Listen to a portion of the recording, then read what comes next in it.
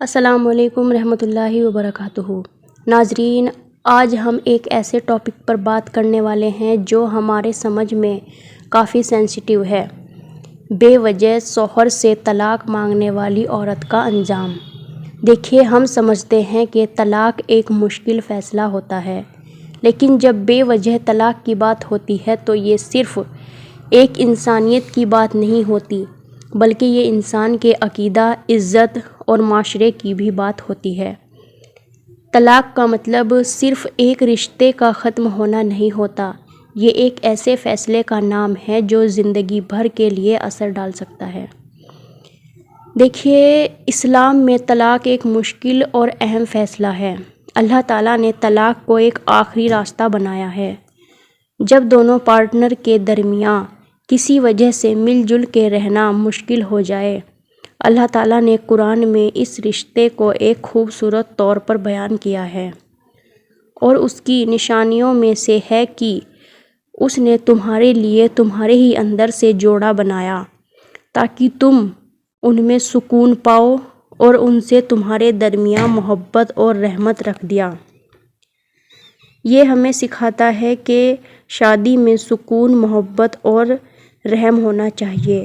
اگر یہ نہ ہو تو طلاق ایک ممکن راستہ ہو سکتا ہے۔ لیکن بے وجہ طلاق کی بات کی جاتی ہے تو یہ اسلام میں نفرت کی وجہ ہے۔ اگر کوئی عورت بے وجہ اپنے شوہر سے طلاق مانگتی ہے تو یہ امانت اور ذمہ داری کی خلاف ورزی ہوتی ہے۔ اسلام میں دونوں پارٹنر کے لیے حقوق اور ذمہ داریاں طے کی گئی ہیں۔ اگر کوئی عورت بنا کسی وجہ کے طلاق مانگتی ہے تو یہ اس کے حق کا غلط استعمال ہے، اور اس کا انجام آخرت میں سزا۔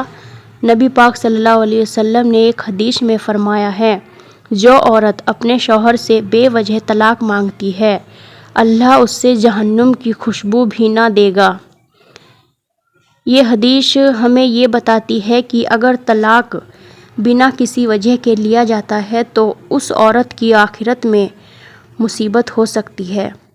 اس لیے طلاق کو ایک آخری راستہ سمجھنا چاہیے، اور اسے صرف تب لینا چاہیے جب اور کوئی راستہ نہ ہو۔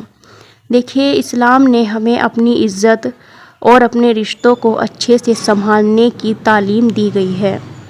طلاق کا اثر بچوں اور پریوار پر پڑتا ہے۔ بے وجہ طلاق سے بچو، کیونکہ زندگی میں کنفیوژن اور ایموشنل پرابلمز آ سکتی ہیں۔ رشتوں کی بربادی سے پورے پریوار پر بھی برا اثر پڑتا ہے۔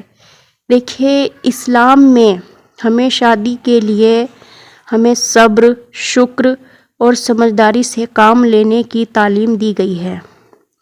اگر کسی وجہ سے طلاق کی ضرورت ہو تو پہلے سب کوشش کرنی چاہیے کہ رشتے کو بہتر بنایا جائے۔ دیکھیے، بے وجہ طلاق مانگنے کا انجام صرف اس دنیا میں نہیں بلکہ آخرت میں بھی مصیبت ہو سکتی ہے۔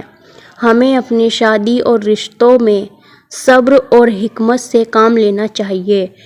اگر آپ کو کسی بھی مشکلات کا سامنا ہو تو اللہ سے دعا کریں۔ ہم دعا کرتے ہیں کہ اللہ ہم سب کو اپنی رحمت دے، ہمیں صبر اور حکمت دے، اور ہمارے رشتوں کو مضبوط کرے۔ یہ دعا آپ اللہ سے کریں، انشاءاللہ آپ کی دعا ضرور قبول ہوگی۔ آمین۔